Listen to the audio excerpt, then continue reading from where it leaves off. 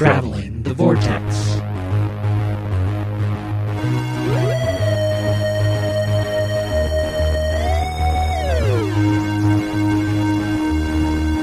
We've joined the Doctor as he travels the Vortex and landed at episode number 241. I'm Keith. I'm Sean. I'm Glenn. How are you guys? I'm in some pain today.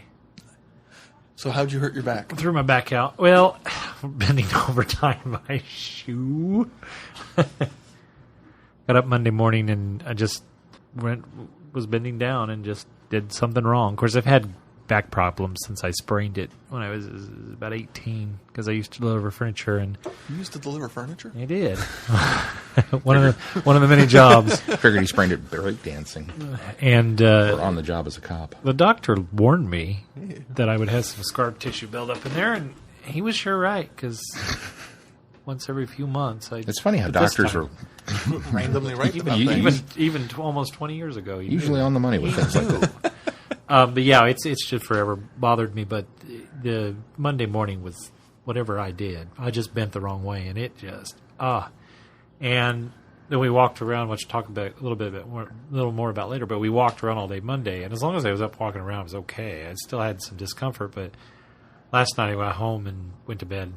Woke up this morning, it was so knotted up, and then I was having trouble all day at work. And then tonight it's a little better, but I'm afraid now I'm going home and go to bed and won't be able to get up again. In the Mine did morning. that about 2 weeks ago. Mine just tightened up on me and just painful, hurt, ache, sore, got up, couldn't move, had to go to work anyway. You know. So if I'm wiggling around over here groaning, that's what it is. We can get you one of those traction boards we could strap you into and just put the microphone down in front of you. Make you stand I up need the to go whole time. find my back brace. Sometimes that helps if I wear it. You put some pressure on the lumbar. Do you want a pillow? No, I do not want a pillow. That does not help. I'd rather have the flat, straight back of this chair. That's much more my taste. I'm well other than that. It's been a good weekend. Glenn, what'd you do? What'd you do this week leading up to the weekend? What did we do this week? We watched High Road to China, which I'd never seen. It's just Tom Selleck? The Tom Selleck one. It's just kind of one of those 80s movies that I've always passed over and thought, one of these days I'm going to watch that. And I never got to it. And this weekend happened to be we're going to watch High Road to China. And we watched it. And it's okay. It's somewhere in there is a great action flick dying to be remade. Didn't quite get there. But you know who's in it? Brian Blessed. Oh! I forgot about that. I want to say we watched something else, but I don't remember what it was. Must not have been... Oh, we finally knocked out Eagle Eye. That one from...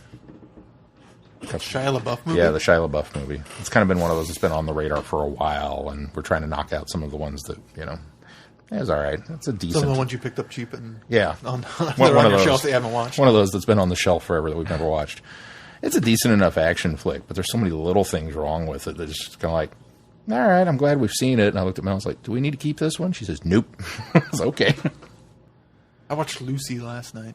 Oh, what'd you think? I enjoyed it. It wasn't fun the movie, action flick that was promised. It was much more cerebral. Yeah. Oh, so not I Love Lucy. Not I. Not the Maybe you Lucy watched- show. I thought maybe you were watching the old Lucille Ball television show. I've seen quite a few of those, though. Yeah, I really enjoyed it. It was really enjoyable. And we also watched, Sarah and I watched Terminator 2 Judgment Day, which was her first viewing, and she fell asleep. How do you fall asleep in that was one really of all tired. of all movies? Well, we did watch the special edition. So I might go watch Salvation after we go see Genesis. It's not a big rush for me. Like I said, it's a better movie than I remember it being. Yeah, I've always enjoyed it. The big thing I did this week was I had an invader in my house. So I'm sitting there on the I couch. can't believe you killed it. I didn't.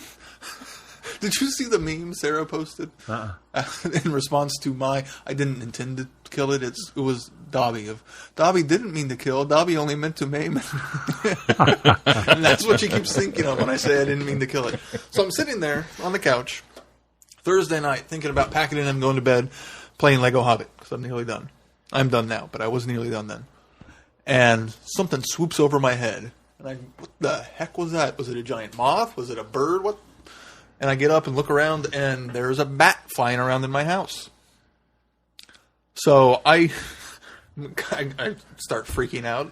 Sarah's asleep. This is like 1:45 in the morning. I'm dealing with this bat invasion. Now, in my head, when you say start freaking out, what pops into my head is Beeper from... and the hands are kind of going up in the air. Not quite. Who's Beeper? Who's the Beaker? Beaker. Okay. Not quite to that level. I tried to keep quiet, so I didn't wake Sarah. So I... It was... a little bit, kind of close. And start racking my brain, okay, how am I going to get this out of my house? So I try to shoo it back towards the back door and open the back door and try to get it to go out. It doesn't want to go out. It starts going back to the living room. So I kind of work my way back through the house, turning on all the lights, and we have a door, thankfully, to our hallway from the dining room. So I close that to make sure it didn't get off to the rest of the house. And I'm trying to shoo it out the front door now. Holding the door open. Come on, get out, get out, get out. The second one swoops in. From the outside? From the outside. So I promptly close the door. Well, promptly after more. Yeah, pretty much. I'm like, holy crap, what am I going to do? How am I going to get rid of this thing? Much Muppet swearing. I can't obviously shoo them out because more will just come in. And I'm racking my brain. We don't have a tennis racket. We don't have a baseball bat. How am I going to get rid of these bats? You don't have a butterfly net handily available at your house? We don't have a butterfly net. We don't have a fishing net. We have nothing. No sports equipment in this house at all. How about a pillowcase? I didn't think of a bag or a pillowcase. Later, I thought, I probably wouldn't have killed it if I would have used a Dylan's bag.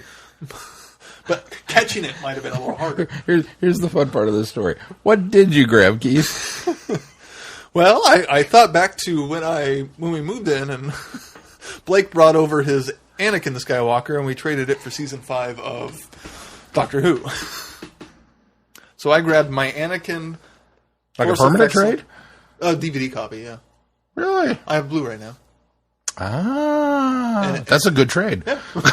He had gotten the Force Effects lightsaber for free, so he didn't, and he got his new really nice one, so he was like, I'm not going to use it, so here you guys go. And Sarah wanted it, so I grabbed the Force Effects lightsaber. You know what that means? It means we have 3 of them. Please tell me you lit it up. I was really tempted. I was a little afraid it would be too loud and wake up Sarah. Oh. But that's the key part of the story I needed to hear. I was this close to doing it, and I thought, no, that'll wake up Sarah. You have one chance in your life to wade into battle. I still wielding a lightsaber, and you didn't turn it on. I'm still wielding a lightsaber, swinging a blade the size of a quarter at a bat. And I'm thinking, great, I'm going to stand here 20 minutes swinging at this thing. 3 swings. Now the Force was with me. Wow. This is the part of the story. Hang on, before you get to this. This is the part of the story. But interrupting the parts of the story, let him tell it. No, this is the part of the story where he says this, and what jumps into my head is that scene in Back to the Future when he gets into the alternate timeline, climbs in the window, and the dad comes at him with the bat and starts knocking everything in the room over. That's what I picture. Luckily, it wasn't tell your story. It was a bit more like Leonard, just in The Big Bang Theory, just not with it light up. I was kind of just walking, and I take a couple swings. I miss. I think I might have whiffed it on the second one. And then the third one, whack, bam! The bat's on the floor, and it's there twitching. So I want to get it out quickly before, in case I just stunned it, it starts flying around again. So I probably not wisely. If you lit the lightsaber, it wouldn't have stunned it. It's true. I grab it real quickly and throw it outside with my bare hand, touching it as little as possible. Of course, I go and wash it after I figure out where the second bat's gone, because it's seen what I did with it to its friend. So it goes into hiding. It's like, damn, Dave, you okay, man? Oh, man, he's dead. Luckily, I see its little head sticking up above the PlayStation. So we got our mantle. I just wanted to play a game. We got our DVDs on the shelf, and at the end of it's the PlayStation next to it, so it can go up. It was behind the PlayStation. So I very quickly go get a Dylan's bag, chewing on turn the it power inside out, cables. pick up poop, and stick it back there, and grab it and fight with it in the bag, and then let it loose outside. Problem solved. That's my bat story. Yeah, but the next day you went out and took a picture of the dead one that you had clocked. Well, I figured Nobody would have believed him if he didn't have evidence. Exactly. I was in the shower the next day, and I was like, I should have taken a picture of it on the floor. No one's going to believe this story. And so I went outside, and I thought, well, maybe it'll be there. If it's dead, obviously, it might be there, or the neighborhood cats will come and eat it. Or it'll get up and fly away, and I no evidence. You know what you should have done? You should have spread wing on the door as a warning to all other bats. I think the one that I let free is now spreading the word that don't go to that house. He kills you with a lightsaber. Of course, then I went through the entire house, aside from the bedroom, checking to make sure there weren't bats anywhere. Wow. I don't know how the bat got in. I'm telling myself... In through the belfry. Your house is old enough, you may have a belfry. I'm telling myself that Sarah came home later than normal that night. And so I'm just telling myself it swooped in the night when she opened the door like that other one did. And just snuck in real quick. What you're not telling her is that it probably rode in on her back and she didn't realize it was there. We are lucky Sarah was not awake. She would have been out of there, and you can burn the house down. I don't care. I'm done. So we're going to call an exterminator out to make sure there's none hanging out. Or in your belfry. Because we do have an attic. And Sarah was freaking out after I told her about it because we've occasionally seen droppings in the attic and don't know what it's from, if it's a mouse. Or her mom thought it was a bat. Guano. Mom might have had the right answer. I don't know what bat guano looks like in person. I've never seen it, so I don't know. I need to look it up. But I went up, and the next night I went up with a flashlight, checked the dark corners of the attic, and didn't see anything. So now that you've told this story, did you take the lightsaber about with you? Killing the bat? What did Audie tell Sarah the following day? Audie said, what he's bats are good. Very matter of factly, it probably didn't mean to hurt you, or didn't want to hurt you. Brown bats eat mosquitoes. Black bats are vampire bats, but they only feed on animals in fields. So it probably didn't mean any harm. Yep. Yeah. And I saw that picture, and I said, my first thing was, you killed it? I did not intend on killing it. Poor bat. I was also panicking because it was 2 o'clock in the morning. You wielded a lightsaber. Exactly what did you intend to do with it? I never actually thought I would hit it. If he'd had a tennis racket, it would have been even worse. There's lots of contact there. I played baseball as a youngster. I never hit the ball. I didn't expect to hit this. Yeah. 8-year-old Keith came out and went, finally! Yeah, exactly. Pretty much. Hey, I'm not as bad as I thought I was. It was just bad pitches. Can you think of the irony, though, of beating a bat with a bat? I know. Bat attack. And ironically, I'm in this house so far. I'm the only one that I must be drawing the creatures to me because I've had a mouse encounter. Sarah has not. A couple of roaches I've had encounters with. Sarah has not. Where did you move to? Good Lord. Apparently a house the house was empty for months before we moved into it. So all these animals took refuge. And now we're shooing them out. If any of our listeners are video game coders, here's what I want.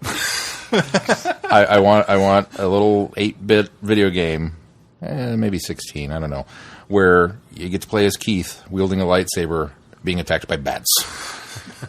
I'll send you pictures of my living room so you can even get just a little side scroller, up and down, back and forth.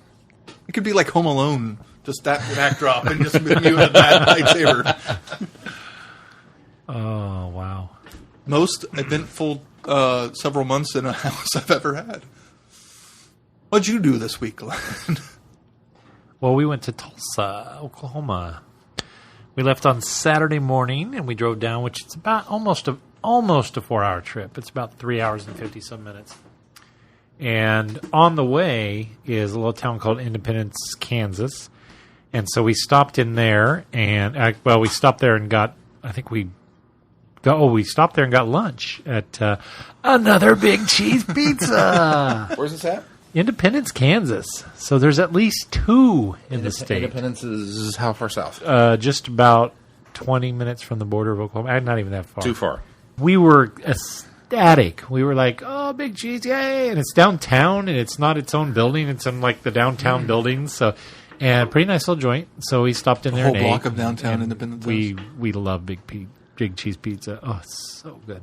And then on our way out of town, there's a little place called the Little House in the Prairie.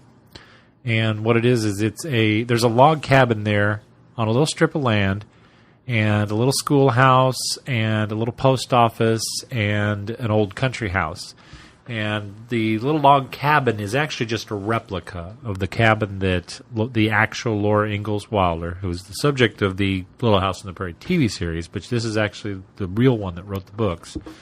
And she lived in a house similar to this. This isn't the exact same house, but the tract of land that it sits on was actually owned at one time by Charles Ingalls, so that's where the house would have actually been.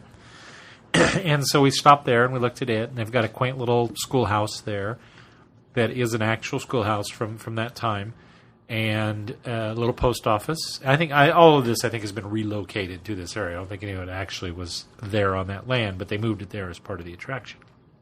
And then they have an old family farmhouse there that I think has always been there. And it now has been converted into like a gift shop and store, and that's where you go in and pay your admission. It's like $3 for adults, $1 for kids, so it's pretty cheap. Then we got in and we headed on into Tulsa. When we got into Tulsa, we went ahead and went straight to the Oklahoma Aquarium, which is kind of a nice aquarium. I think the one in Kansas City is just a little bit better. Have you guys been to the Kansas City Aquarium? Mm-hmm. The Sea Life. It's a little bit. I think I like the Sea Life Aquarium because it's laid out better, but the Oklahoma one's quaint. It's pretty neat. It's pretty good size, too. It's probably a little bigger than the Kansas City one, but it doesn't have as many, to me, it didn't have as many good fish displays, like sea life displays. But it was needed because it has a little tank where you can actually touch the starfish, and they have little, I don't remember what they were called, silver dollar something fish.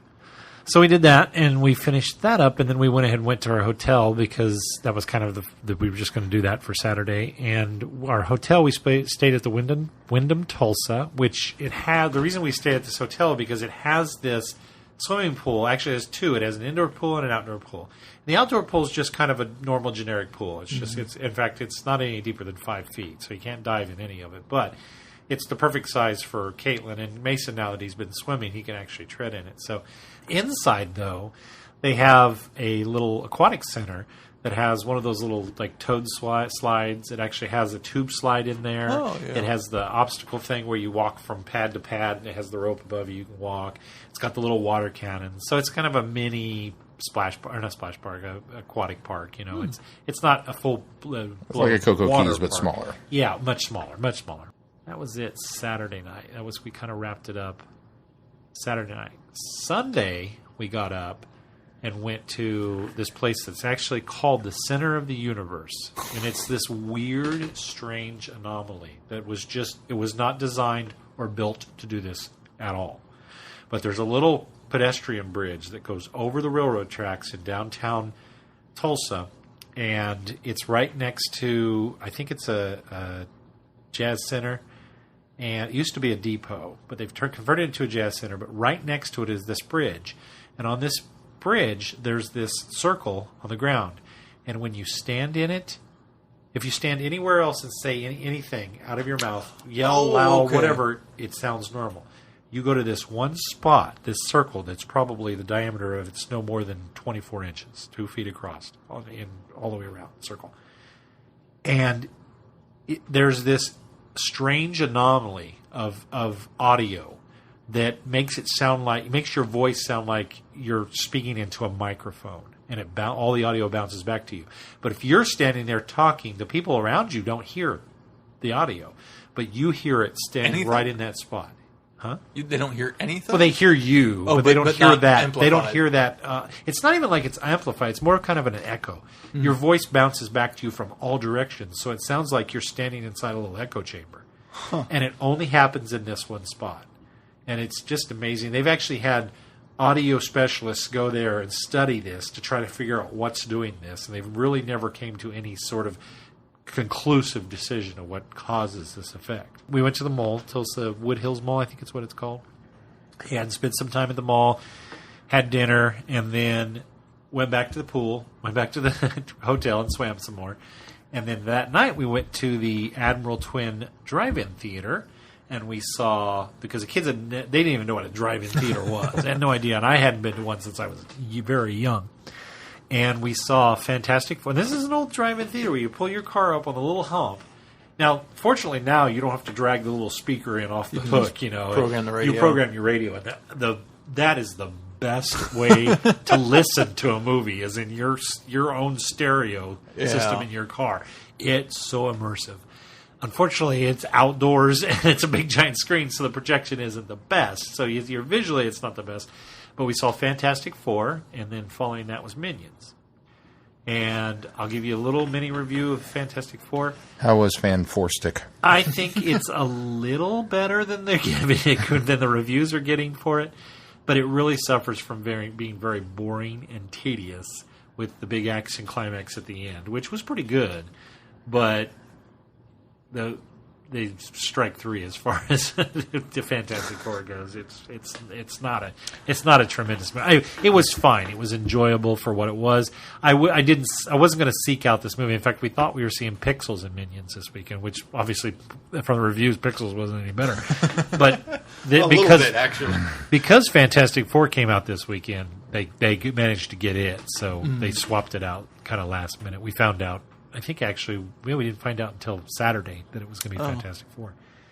And then after that was Minions, which is... I'm quite surprised. I really genuinely thought you would come back and be one of those, no, it's much better than everybody's giving it credit for. It's not much better. It's slightly better than everybody's giving it credit for. Because I've got a couple of friends that have said that it doesn't deserve the bad rap, but they will admit that as the movie goes on, you can definitely see where it takes that left turn, where it's like you were going this direction with this, why all of a sudden do we go... I don't even think it takes a left turn. It's just so that there's like... It's only 100 minutes, so that's just an hour and 40 minutes. Yeah. Mm-hmm. And the acting is good. The kids did a great job. The actors in this did a fantastic job. Fantastic. The story just suffers from they spend so much time developing these characters, but not as a team, as individuals.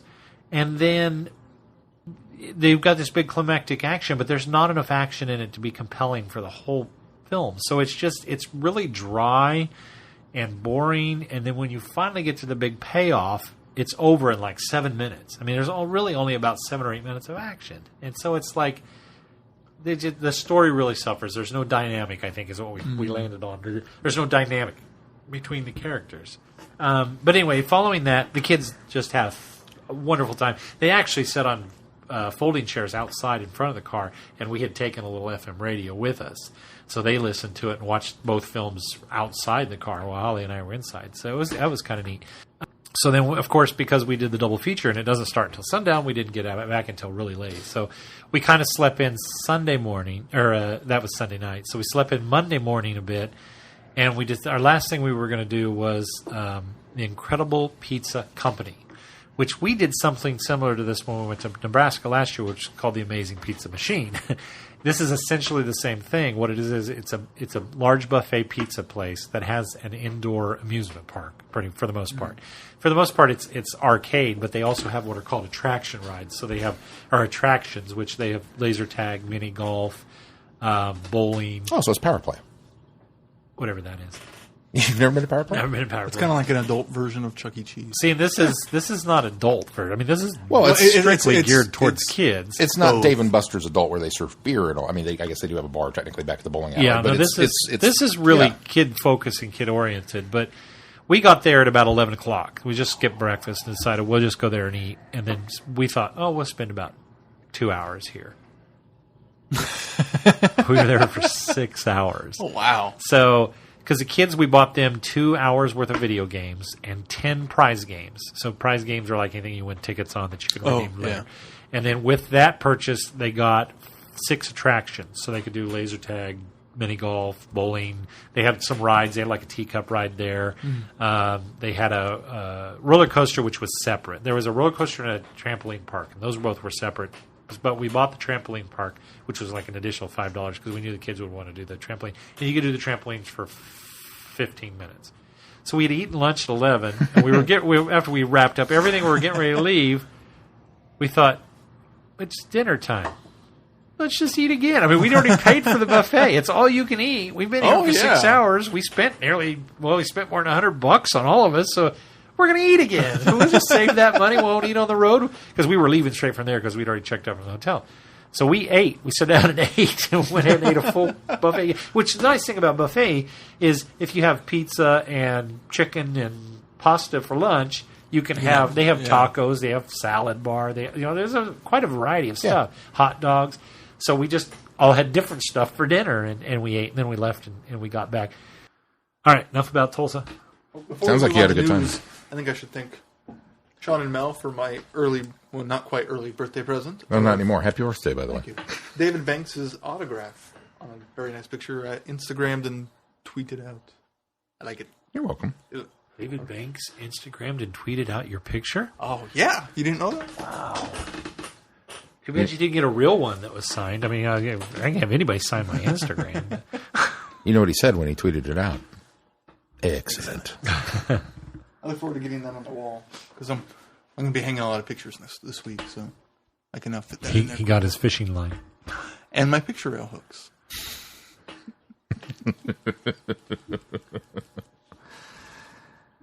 Anything else we did this week? Oh, we did something, but we're going to talk about that later. That will be coming later. Let's move on to news. First up in news. Computer comes back. I'm waiting. First up in news, Big Finish is going to release a story involving Django and Lightfoot meeting Strax. Yay! That'll be the most logical Big Finish story I could ever think of. The time period. Right time period. Why not? I'm kind of a little disappointed that Vastra and Jenny aren't in this too. It'd be a whole 5-something adventure. The closest we're ever going to get to a Paternoster gang adventure. Yeah. So look forward to that coming out. That's going to be a part of Series 10 of Django and Lightfoot. Can you believe Django and Lightfoot have gone for 10 seasons? Oh, I can't believe that. That's crazy. Now, I mean, I think with Big Finish, there's only 4 stories in a season, but still 10 seasons for these 2 characters that were one-offs in a story from the 70s. Impressive. Most impressive. Most impressive. Also in news, there's been a rumor that circulated. I could have done that for you.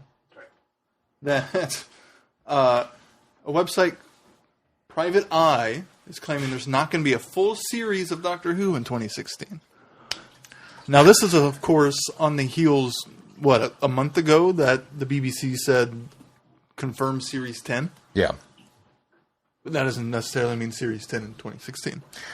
And if I remember this correctly, what they were claiming is specifically because of Moffat's dual duties as showrunner for Doctor Who and Sherlock, the BBC was kind of pushing, let's hurry up and get some Sherlock done. But the production time for Sherlock was going to basically run right up against when Doctor Who was going to be on or needing to start. Yeah, because BBC told showrunner Moffat his commitments means there will be no full series. Now, that being said, the BBC has responded to these rumors. What did the BBC say? The BBC spokesperson told Digital Spy that no schedule confirmation for 2016 can be made. It's too early to confirm the schedule for the future series when you might be at this point, but the new series starts on the September 19th. Yeah, that sounds very... So I wonder if some of this is also just the history of the show, Moffat handing it off eventually. Yeah, There's been a lot of discussion of him leaving. Maybe they'll do these specials as a transition, kind of like they did with Tenet. It's funny that you're automatically assuming there's going to be a year of specials then. Because that's not been reported. It's not. But I've heard other people jump to that conclusion that we're going to get a year of specials then. It's like the direct quote is that there's no full series of Doctor Who in 2016. Not according to Digital Spy, not according to BBC. According to Doctor Who, yeah.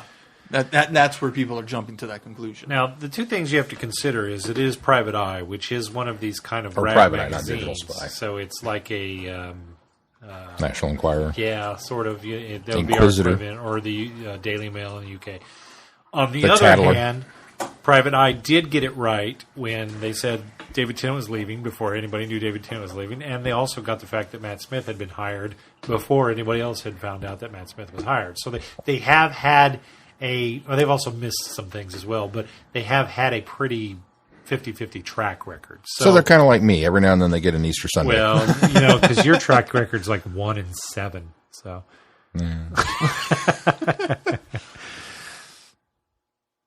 I guess we'll just have to wait and find out. What do we think? Do we think, that this is plausible? I think possible. I think Keith's point is valid, that if Moffat is ready to hand the reins over, they want to give us a showrunner a year to get ready, to get his pieces in place and move on. And that's what they did between Russell and Steven.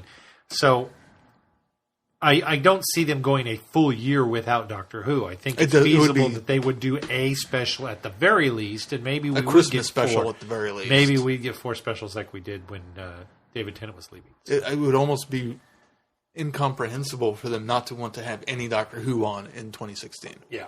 Yeah, I think that this is their flagship. This is what makes them the most money also on the BBC Worldwide. The other thing that I think maybe causes this rumor to be in flux is the fact that that they're still hammering out in Parliament how much or whether the BBC is even viable anymore. And I think that's partially why they're not willing to commit to seasons. That's probably true. 2016. But on the flip side of that, this also could be a handover year for BBC America to take full on board because it's doing so well here. BBC Worldwide makes tons of money from it.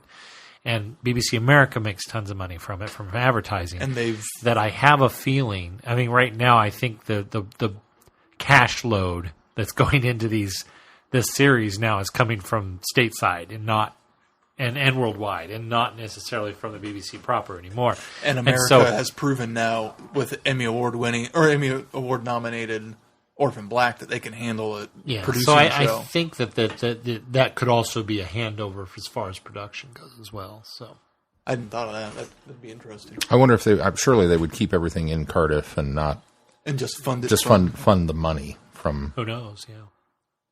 Yeah. I think that's the most logical thing for BBC America is don't make it here. Make it there where you've already got the facilities.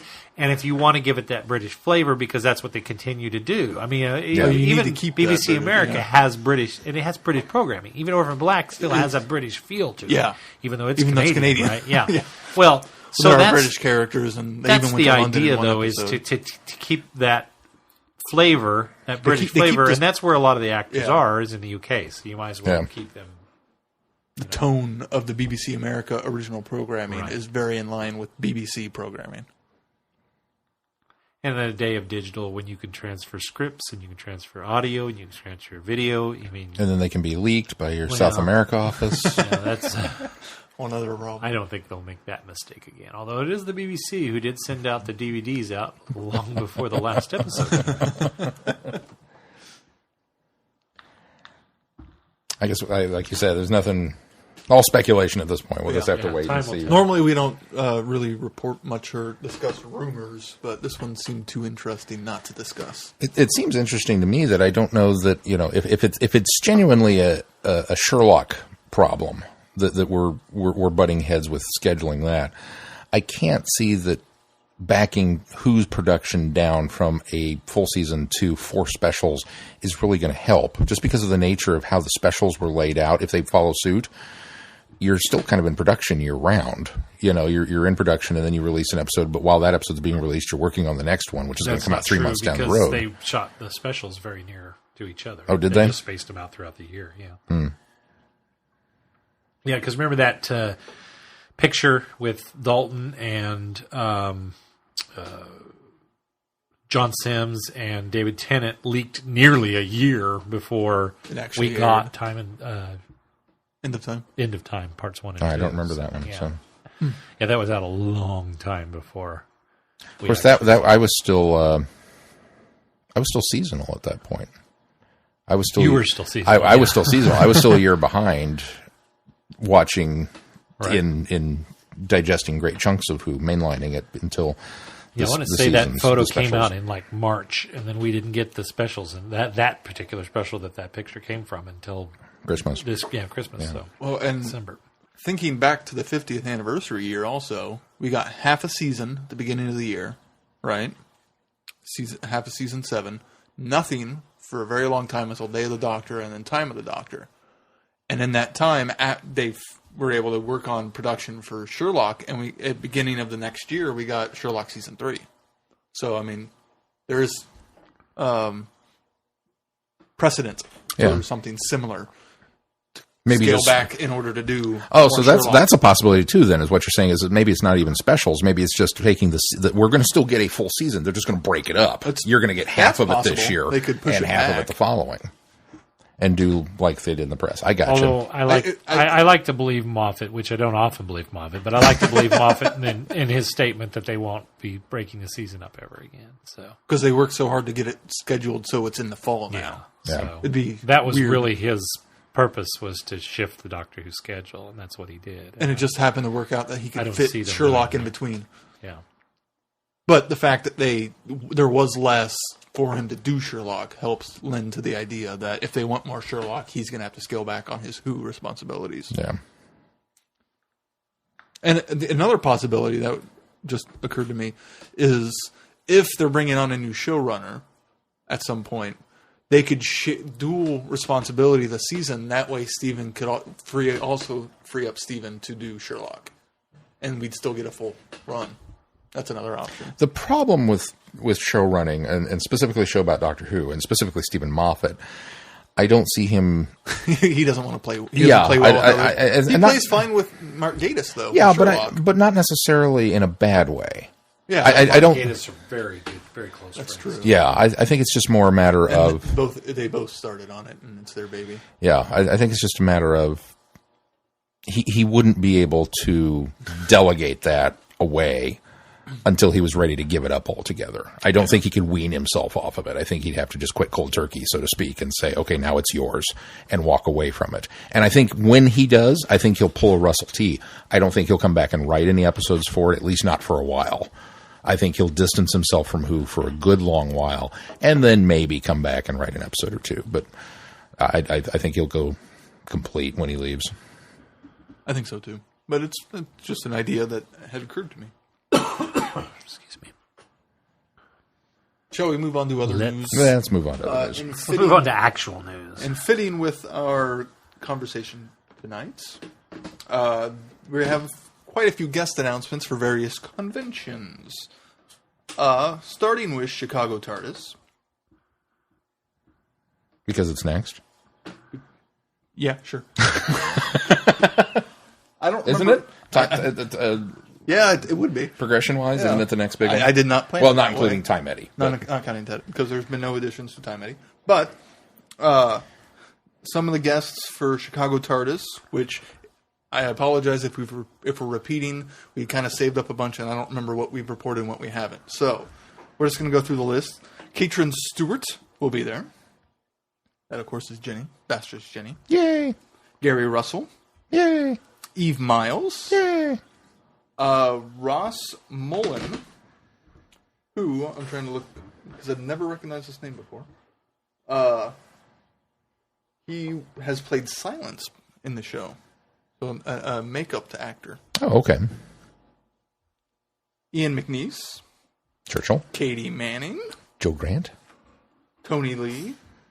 Finn Jones. I know who Tony Lee is. Another chance to miss Tony Lee. Another chance to miss Tony Lee is what that should read, because he's never at his table. Finn Jones from Sarah Jane Adventures. And Game of Thrones. And Game of Thrones, but playing Katie Manning's grandson. So hopefully they'll have a nice little panel there. Jason High-Ellery from Big Finish. Bern Gorman.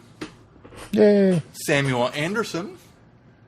And Jenna Coleman will be there Saturday only. Ah, that's big news. A nice twofer there. Danny and Clara. Very exciting. Again, Chicago TARDIS is November 27th through the 29th in Lombard, Illinois. That struck me It's funny. a suburb of Chicago. Not knowing the suburb of Chicago, it seems like... Actually, if I remember correctly, it's technically not even a suburb.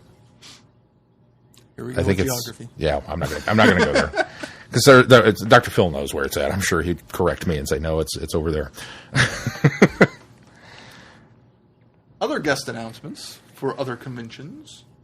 Gallifrey One, Sean. Gallifrey One, of course, is next year in February. If you were lucky enough to score tickets, it is sold out for those of us that can't go. But for those of you that are going, they have a second group of confirmed guests coming up, which is as follows. I've got to find where this left off now.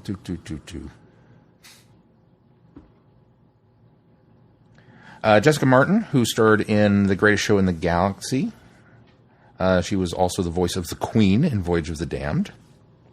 And she's been in a couple of Big Finish productions. Sarah Dollard, who's a writer for the new series. Katrin Stewart, again, Madame Vestra. And Colin Baker, who is making the rounds here at the U.S. cons, it seems. Yeah. So the Sixth Doctor will be there. And, of course, they have their usual assortment of real guests, and there's an astrophysicist and other writers, etc. So Galley shaping up to be a good... you'll have 2 doctors again this year, because 5 and 6 will be there. Yeah. And then L.I. Who, which will be November 13th to the 15th, so it's actually the next one after Time Eddie. That's the next... Oh, that's the... Okay, so it goes Time Eddie, then L.I. Who, then Chicago TARDIS, then Galley. Yeah. All right. Paul McGann will be there, Noel Clark, Katie Manning, Camille Coudry, Carol Ann Ford, which I think we've reported before, Janet Fielding, Fraser, Wendy Padbury, and guest of honor this year will be Derek Sherwin. Ooh. Who was the script editor and producer from 67 to 70. Was very instrumental in some of the most iconic elements in Who history. So he was pretty much the creation of Unit. He also cast Pertwee. Yeah. He's the one that Terrence Dix took over for. I believe so. Yes. Yeah. And he was at Galley last year, and he's a very nice man. He cast John Pertwee. Is that what I said? I thought you said Drown. No, he cast Pertwee. Okay, he was I responsible think for I might casting have Pertwee before he left. Okay. But yeah, he was at Galley last year, and he's a very, very nice man and has wonderful stories to tell, and he really liked Mel's tattoos. He called her the Painted Lady. So that's exciting. Lots of guests there. And then one final announcement convention-wise, locally, TopCon Woo! will be hosting a viewing for The Magician's Apprentice, because that is the same weekend, September 19th. The big news on that is that it's in one of the big ballrooms. It's 150 seats. 150. Is that what they said? I believe that's right. And they will be pulling people who have pre-registered. So that's where that starts. So if you are in the area and you're going to TopCon or thinking about going to TopCon, and now all of a sudden you're like, oh, I can go sit with my people and watch Doctor Who on a big screen. Make sure you pre-register, because those are the first people that are going to get into this event. Now I'm sure that they'll have. I don't know, maybe if we have 150 people pre-register, maybe that'll fill up. I don't know. But, if it doesn't, then you can get in afterwards. But the first people, first come, first serve, are the people who pre-register for your tickets to TopCon. So make sure you do that if you're thinking about it. And we will be there in attendance. We will. And I imagine we'll be there presenting, maybe. I don't know. Possibly. We might have some duties beforehand. I'll push the button. Glenn, you get the lights. Keith will bring the popcorn. I can do that. For everybody. For everybody. For 150 people. Just us and 150 of our Thing closest you got him friends. that popcorn maker. I know, right? I'm going to be just constantly going. My arm's tired. Keep him coming. Keep him coming. You'll have to get him a hot pad for his birthday. You haven't got his gift yet, right? You're still working on it? Heating pad. Get a hot pad. That's it for news. No. Oh, wait. Sean had one more. There was one more bit of news from Comic-Con, apparently. The official Comic-Con. San Diego Comic-Con. More Doctor Who Lego Dimensions details have come out, along with an actual release date. Do you want the details on the game, or do you just want the date? Just give me the date. Because there's some cool details in here. Then give me the cool details. All 12 Doctors and the War Doctor are playable in the game. Only Capaldi's 12th Doctor will speak, presumably cutscenes, but they don't know for sure. When playing as the Doctor, if you die, you will regenerate into the first Doctor, and then you can cycle through to whoever you're going to play as again. The TARDIS interior... Do you default back to 1? You default back to 1, because presumably you'll start off as Capaldi, because that's the adventure mode that they've set it up for. All right. I assume if you're playing as 4 and die, you'll regenerate as 5, and it'll keep going forward that way. That would make sense. It's just going to go back to 1 every time. The TARDIS interior will change depending on which Doctor you're playing. Ooh. So, for example, as Hartnell, it's a black and white representation of the Hartnell TARDIS. That's really cool. There is a jukebox in the TARDIS, which will allow you to choose which arrangement of the Doctor Who theme song you wish to hear. The LEGO Dimensions starter packs go on sale September 27th for $99.99. Starter pack is, of course, a requirement before buying anything else. There are 5 starter packs available for Xbox One, 360, PlayStation 4, PlayStation 3, and the Wii U. The Doctor Who level pack containing the 12th Doctor, TARDIS, and K9 does not go on sale until November 3rd, and it's $29.99. So it's not a starter pack. Now, I believe that there is still some story element within the main thread of the Dimensions game, but the Doctor Who separate stuff is going to be an add-on later.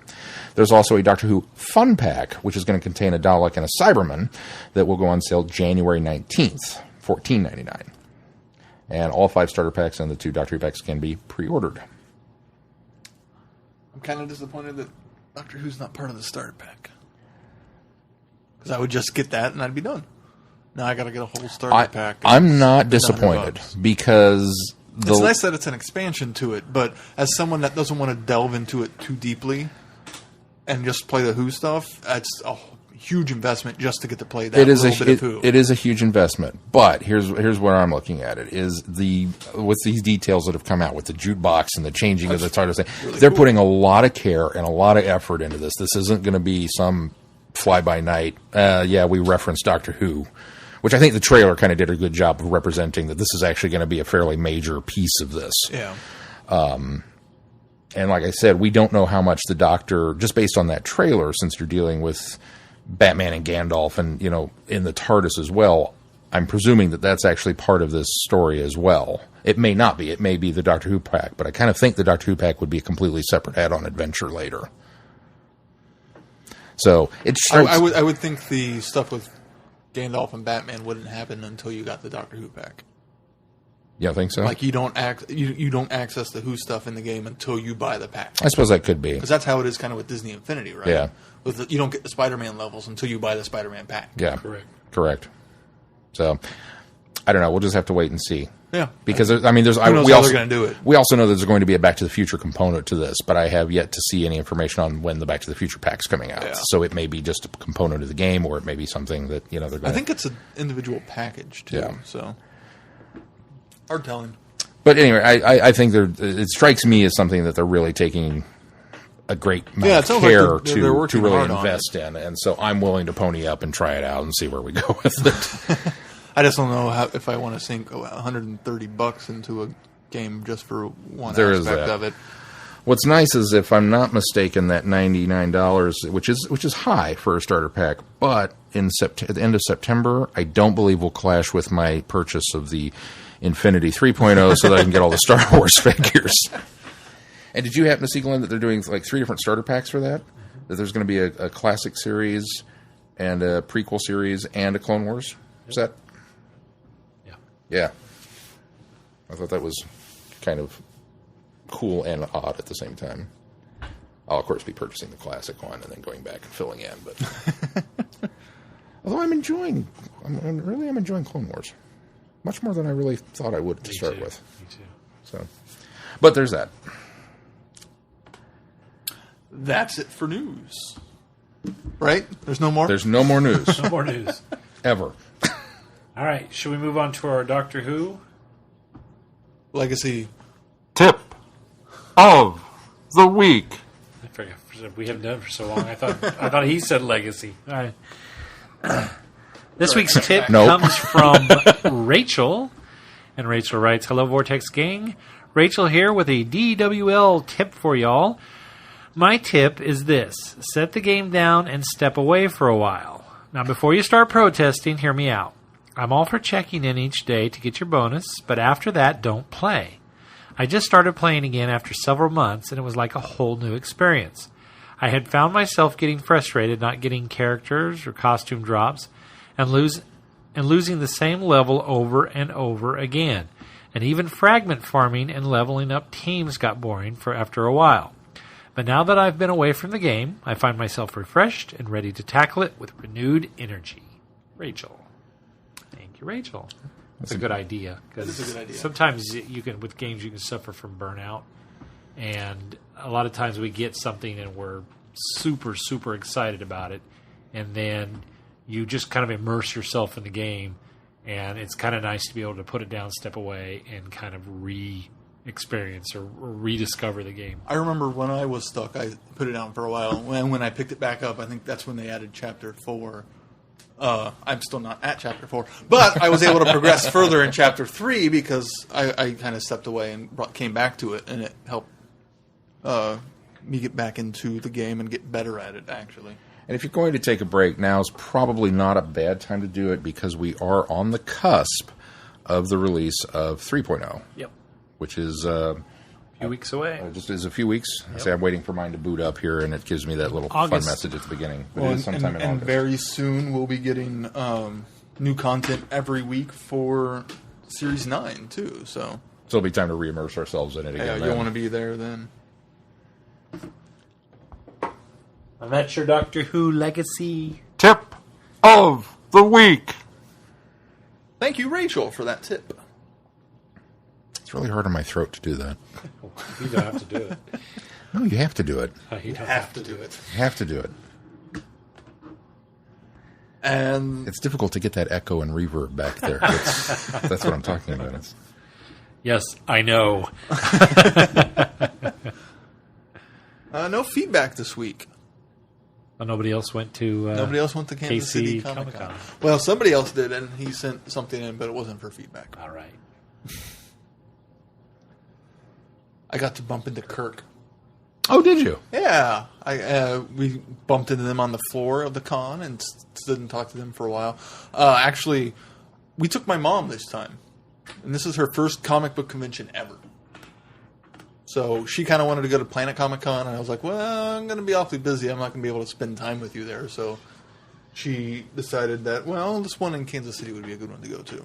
So she came along, and so we got to stand there and talk to Kirk and Kelly a little bit on the convention floor. And Kirk, I don't know if he scared Mom or just caught her by surprise, but he knew about her Who experience. She didn't realize I had talked about her progress on the podcast. And so he was rattling off details, and she was kind of like, well, yes, that's true. Which was rather fun. So I went on Saturday. Sean, you went on Sunday. I went on Sunday, yeah. So we got down there at about 10:30, quarter to 11. Got in there, bought tickets really easy, went upstairs and walked the floor mostly. Some good Who representation, lots of Who merchandise on the floors. Some good cosplays, as always. Saw one guy dressed up as the 11th Doctor with the purple outfit, minus the waistcoat. I thought that was a nice, different. So it was kind of a Journey to the Center of the TARDIS outfit with the vest. Okay, yeah, just the vest, yeah. That would be a cool one. Yeah, you don't see many of that one. Really good in that. You don't see a lot of people doing the purple outfit because it's hard to do. Yeah. Yeah, it was a nice con. The floor was a little bit smaller than Planet Comic Con last year, so there was lots of room for it to expand. And then we pretty much walked the floor. When you say the floor, you mean the dealer floor? Yeah, the dealer's floor. Did that. We probably even stopping to talk to Kirk and Kelly for about 10 minutes. We got done with that and went and sat down to have a little snack before Colin's panel at 2. And so that was about 1:15 by the time we got done walking the floor. So there was lots of stuff to look at. Found a few things that we liked. Nothing too much of nothing Who related that we purchased. Mom was really impressed by all of it. She went into it with kind of no expectations, didn't know what to think, and was thoroughly impressed by it and all the different stuff. And she loved seeing all the costumes and the Captain Jack guy. She's a huge Johnny Depp fan, so she enjoyed that. And the picture with the TARDIS. And she thought, after the fact, she was like, we should have taken a picture of me doing something making a face or something at the Red Dalek, because I've stated before how much she hates Daleks. she kind of just ignored that part of it, and in fact, it was in there for the panel. If you saw the picture of the group picture of Kirk and Kelly, about near the end of the panel, she looked over and saw it there and was like, "Was that Dalek been there the whole time?" I was like, "Yeah, it's been there." She was like, "Oh, well, huh." But Colin's panel was really enjoyable. The room was probably about a quarter full, unfortunately, and this convention, it did a lot of great stuff, but there was some stuff like panels that I felt things weren't advertised well enough. There were no programs, so you had to go online to see when your panel is, and depending on your phone, you might not have good cell reception or good 4G signal in that area. Was it Bartle Hall? It was Bartle Hall, yeah. And then so instead of having programs, they had big maps on easels at several different points where you could see where how the floor is laid out, and then a directory next to it. But I never saw anywhere on there where the panel rooms were. And they would make announcements over the PA. This panel is going to be starting very soon. And the guy who did the announcements did a great job. You could hear him and understand what he said really well. We commented on that Sunday. We wondered if it was the significantly fewer number of people in the building that maybe enabled that, or if it was just something that they have worked on. And they just worked on it, and they could hear it really well. Because, you could definitely hear the announcements, which was a great change. It was pretty busy. I mean, I would equate it somewhere between Saturday and Sunday of Planet Comic Con last year. I don't want to. This was their Saturday. Yeah, I don't want to put it between Saturday and Sunday of this year for Planet Comic Con. So I'm meaning the first year at Bartle Hall, because Stephen Amell made the Sunday so abnormal, and so many more people that it's not disproportionate. It was a little less than the Sunday this year at Planet Comic Con for crowds on Saturday while we were there. Last year. This year. Planet Comic Con this year. In 2015. With Stephen Amell. Yeah. Okay. When I say last year, I mean the first year it was at Bartle Hall. Okay. So it was... That makes sense? The Star Trek one. Right. It was closer to their Sunday. A little bit bigger than their Sunday. But not as big as this year's Sunday. I follow you. Okay, I got you. So, I apologize. This is only meaningful if you've been to one of these cons and you know. Well, we've talked about how big the crowds were the last 2 years. So if you remember those conversations, you'll have some grasp of how it was. I did like how they set up some of the floor. And previous years, Planet Comic Con had kind of ended the lines of booths with the celebrity tables parallel with the booths. Okay. These put the celebrity panels perpendicular. So there's this big open area with tables and seating where you can eat, and then the celebrities were on the right side. and then cosplay area was on the left side. Okay. So I kind of liked how that was laid out because there was plenty of room to see. You didn't have a lot of course, there weren't a lot of lines when I were there for the celebrities snaking around and the issues that Planet Comic Con has had.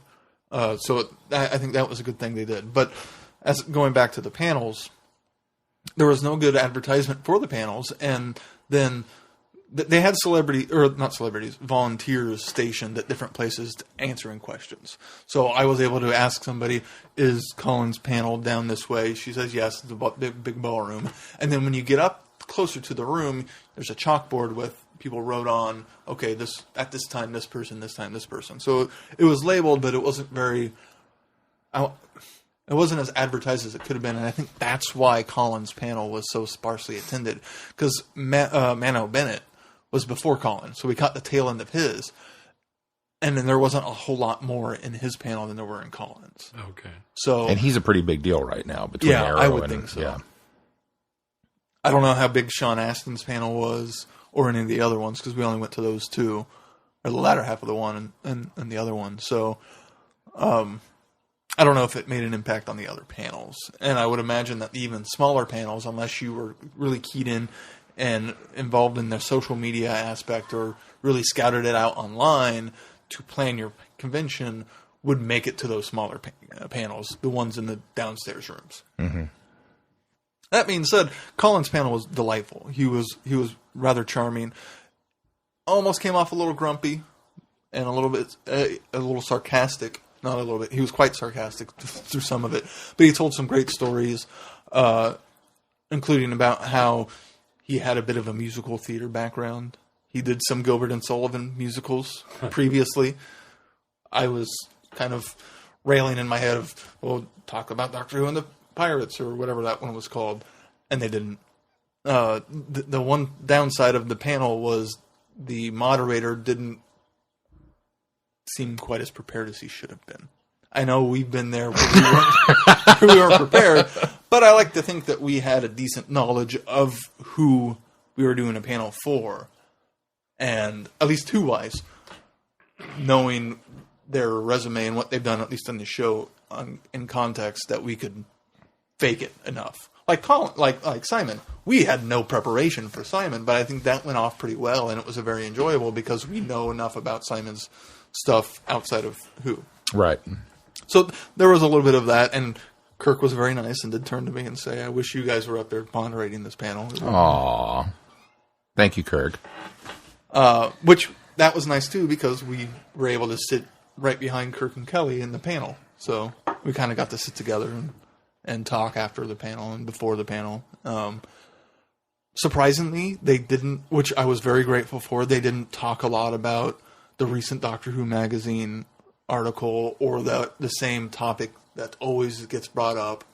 I tried to tweet out some stuff that was really memorable. Like somebody asked him in the audience, do you like... The Wizard of Oz? No. Do you like Sherlock Holmes and Harry Potter? And he admitted how he'd only seen one episode of Sherlock, and that's the one where they throw him off a building. And then he's a big Harry Potter fan, and he thought he should have played Dumbledore.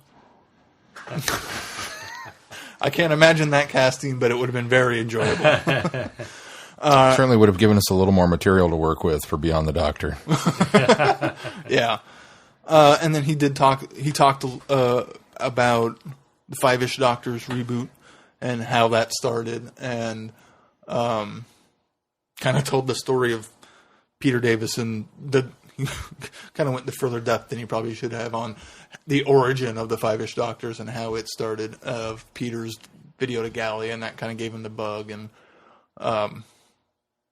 how it was enjoyable, but it wasn't a laugh a minute because, we were still working.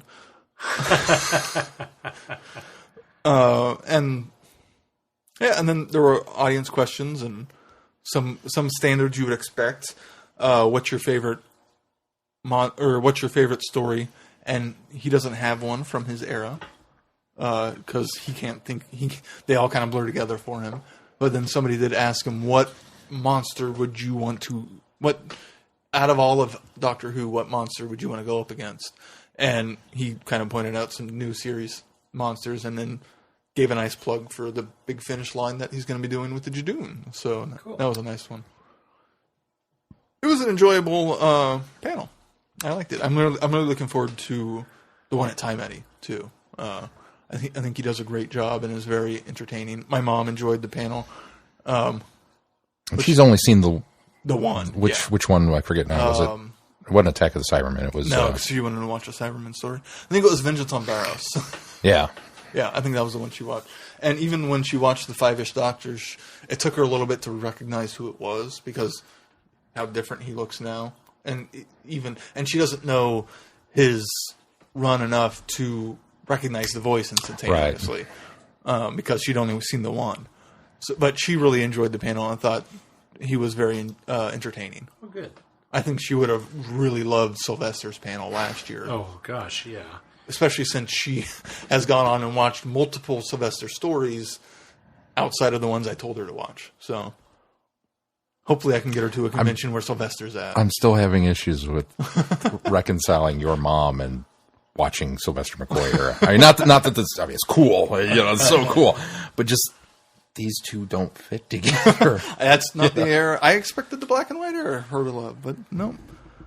And yeah, one of the things Mom commented on there was a lot of costumes that kind of went over her head, and she was just kind of like, "Wow, that's cool," and I don't get the reference at all. How was your con? After that, we left. We went and got Fazoli's and came on back. We had, of course, as I said, Mel was at her training retreat this weekend, so we went down and joined her Saturday after I got off work, and then we wound up staying up pretty late with the ladies there. They had a bunch of different event things scheduled. I had a little scavenger hunt type thing out at Legends and whatnot, and then came back, and I was kind of surprised the training ran till midnight. Normally you go to a retreat, something like that. It's like you start like at 9 and you're off by 5. And then you go have dinner or something. All the way till midnight. I was like, okay. But we stayed up late with the ladies and played some Cards Against Humanity and stuff and crashed and got up the next day and got to the con. I want to say we were there about 12:30, which had opened at 10. And so we kind of missed that.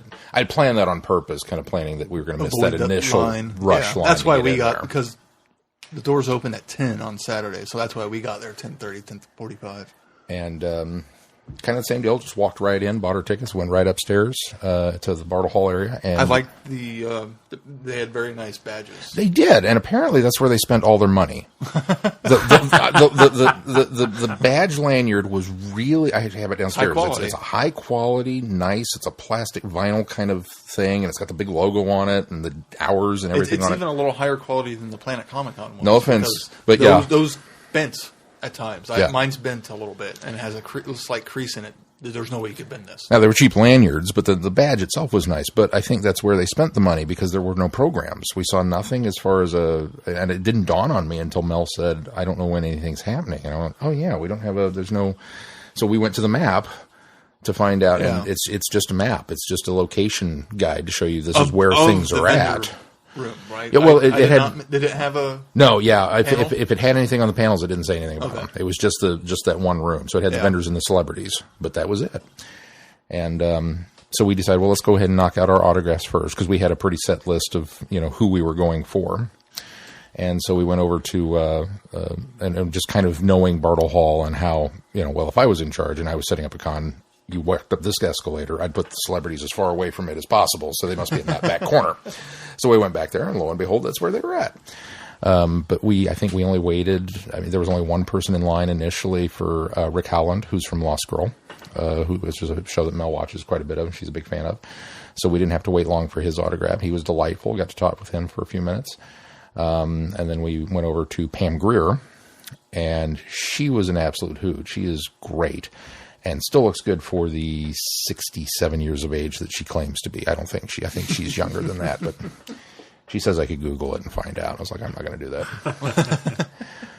But so we got Pam's autograph, and then went over, and the long one was Sean Astin, and I think we waited maybe 10 minutes for his autograph.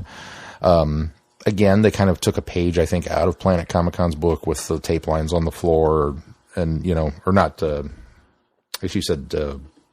Planet Comic-Con did that a little Well, they did this year, but you used Wizard World is where you said you saw that. Yeah. And so, you know, his line, some of them didn't have them. Yeah. His line had them where you had to, you know, snake up. But, I mean, again, 10 minutes. It wasn't a long wait for it. And in general, for Sunday, there were not... I would equate Sunday to 2 years ago, Planet Comic-Con Friday, maybe. It was really sparse population-wise. Apparently Friday was really sparse. I didn't hear in comparison to Sunday. Yeah. There were not a lot of people there. In fact, there really wasn't even much cosplay. We saw a couple of there was a really good Magneto, and I think it was a Psylocke. I'm a little fuzzy on some of my Marvel characters. I saw a Pokemon group where there was an Ash and whoever the chick is and some of those. And that was really about it. I didn't see much in the way else of cosplay. So I don't know if everybody just kind of, you know... Did it on Saturday. Shot everything on Friday and Saturday. Long line for the costume contest. So there was a lot on Saturday. Yeah, so that's just kind of what I figured is by Sunday everybody was like, poof. You know, it just kind of... But I agree with you. I think the layout was really nice, and you know, it was kind of nice in a way. I don't mean this to sound negative toward the convention, but it was kind of nice in a way that there weren't so many people there. Yeah, it makes it just made it stressful experience. Yeah, it just made for such a nice change of pace from what we've been to in that building before, and the crushing crowds and everything. So then we kind of wandered around the floor just a little bit, and we bumped into Ari, who's one of Mel's artists, and she was talking about how Pam Grier was one of her inspirations, and she'd drawn this fantastic Pam Grier thing. We were like, well, did you take it over to her? And she's like, no, because Ari's really, like, bottled up, closeted, shy, just can't. And Mel's like, well, come on, grab it. We're going to go over there now. No, I can't. So, yeah, come on. So we walked her over so that she'd go talk to Pam Grier, and she and Pam Grier talked for 20 minutes. They just, you know, Pam was just floored and just, oh, this is so cool. You drew this, and, you know, everything like that. And then, you know, she asked her, she says, well, did you want me to sign it? And Ari's like, would you? Well, yeah. So she signed it, and she's, or were you giving this to me? She goes, I'll go get another one. So we ran back to the table and got another one and brought her back over so that she could, you know, actually give one to, you know, to Pam Grier. It's like, well, yeah, I'll do that. But, so she was so funny. And then kind of the same deal. I didn't see much in the way. There were different. I didn't see a big Who representation merchandise-wise. But there was a lot of little stuff at a lot of different tables. Well, there was the one booth that had a lot. And I think it's the same booth that was at British Fest. Yeah, I think so. Yeah. And then Charity was there with Wants and had the pop figures. And apparently she said I didn't talk to her, I talked to her husband. I think it's her husband. And I didn't see that booth. He said they had sold out. They had the TARDIS pop figure of the TARDIS I did see itself. That. I did stop and look at that. And apparently they blew through their entire caseload of however many they'd gotten. He said, we can't keep them. They're gone. Wow. They're all gone. And I was like, I don't have the TARDIS yet. It's nice. It's a really cool looking one. I don't have it. I hadn't seen most of the Who pop figures in person before. So it was kind of nice to see a lot of those and some of the variations, too. We've got I've some seen of them at online, work. but I haven't seen any in person either.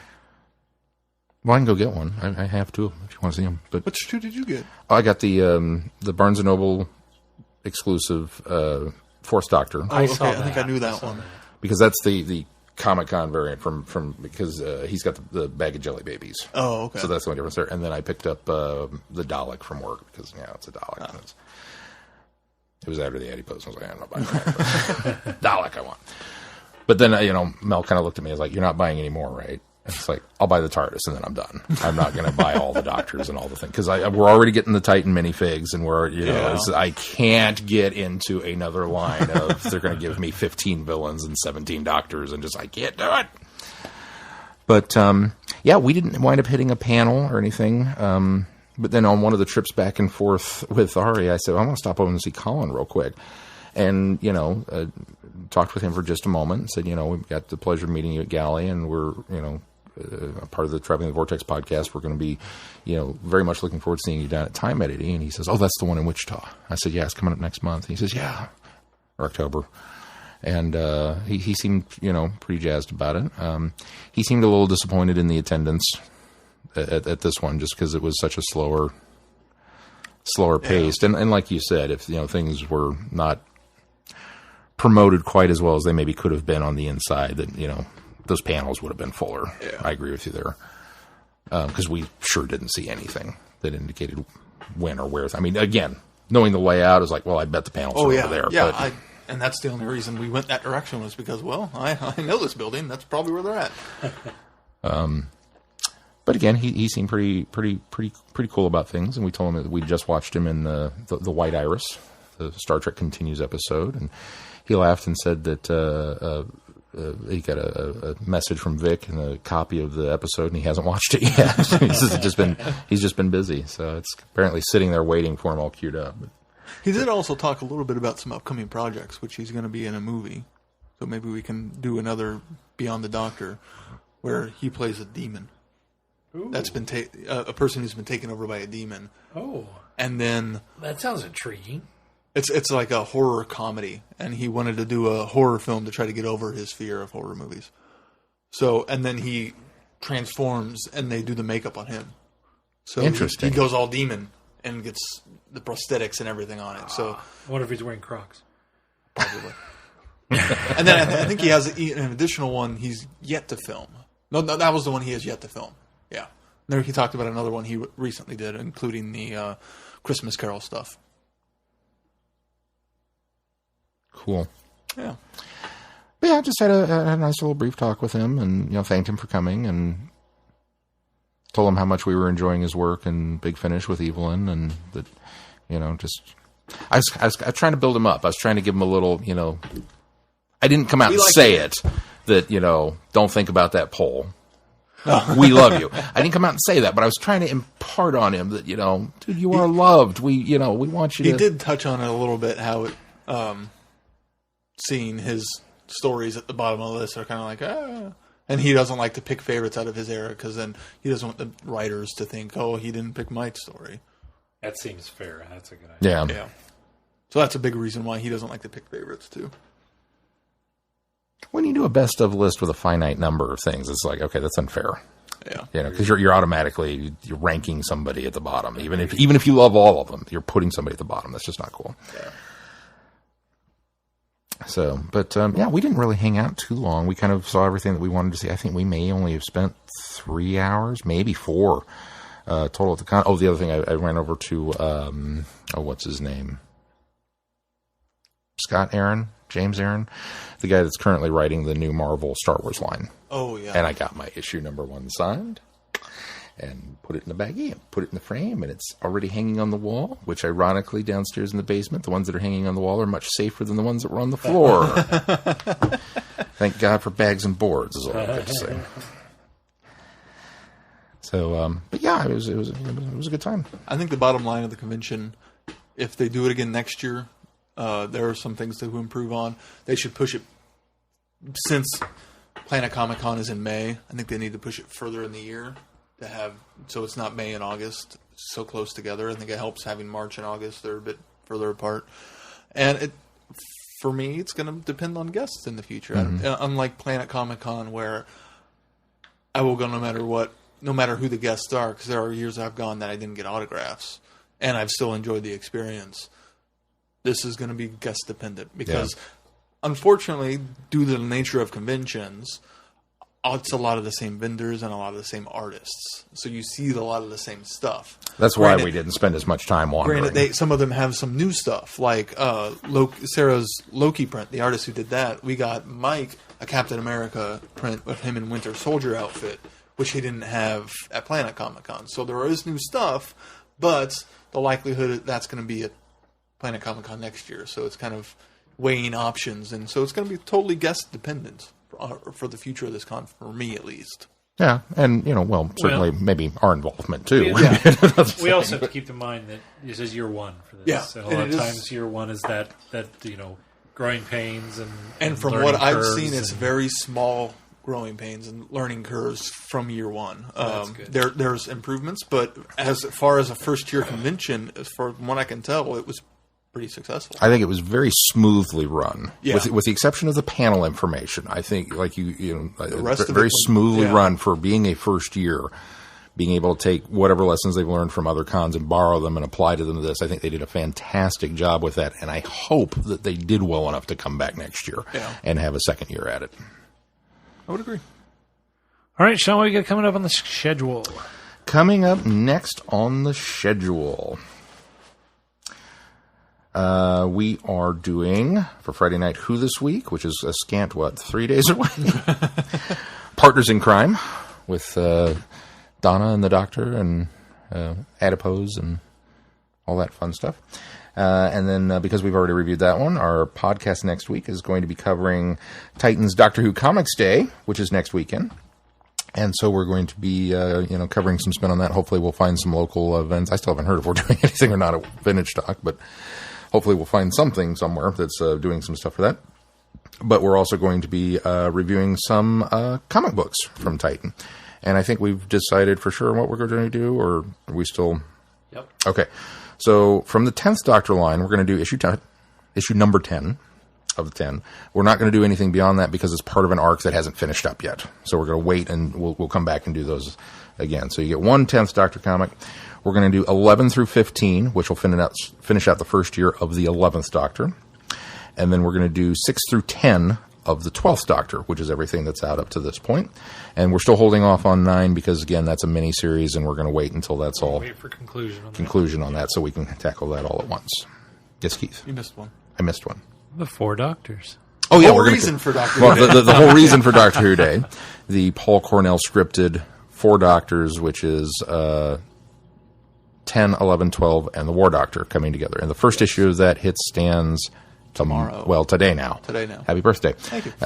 Hit stands today, so go get it. I should have brought your stuff. I didn't know. Go pick it up, and we'll be reading that as well. So that's that. The rest of the schedule will be posted tonight or today, so you can go to our website and check it out. Some good stuff coming up. Very good. And as usual, please support us on Patreon and all of our merchandise on our website. You can find that at www.travelingthevortex.com. As usual, thank you to any new listeners this week, and be sure to follow us on Facebook and Twitter and Instagram and all those other fine places. Tumblr, Doctor Who Book Club. I'm sorry, Traveling the Vortex Book Club on Goodreads. And did we miss an announcement? We did, didn't we? Did we do a new book announcement? I thought we did that last week. Oh, did we? Okay. Yeah. Okay. Yeah. All right, good. That was part of the... Sorry, Holly. Part of her feedback. It was part of her feedback. And it wasn't Holly. It was... Did Holly, I think it was Holly. Was it Holly? Holly's the one who has been Holly, doing not Chrissy. Got it. She's been facilitating. You're right, it was Holly. And those announcements. So. And there's all that good stuff. So, that's going to do it for this week. Until next week, I'm Glenn. I'm Sean. I'm Keith. Cheers. Good night, everybody. Be seeing you. You have been listening to Traveling the Vortex. Doctor Who and all of its associated programs are owned and trademarked by the BBC. No infringement is intended or implied.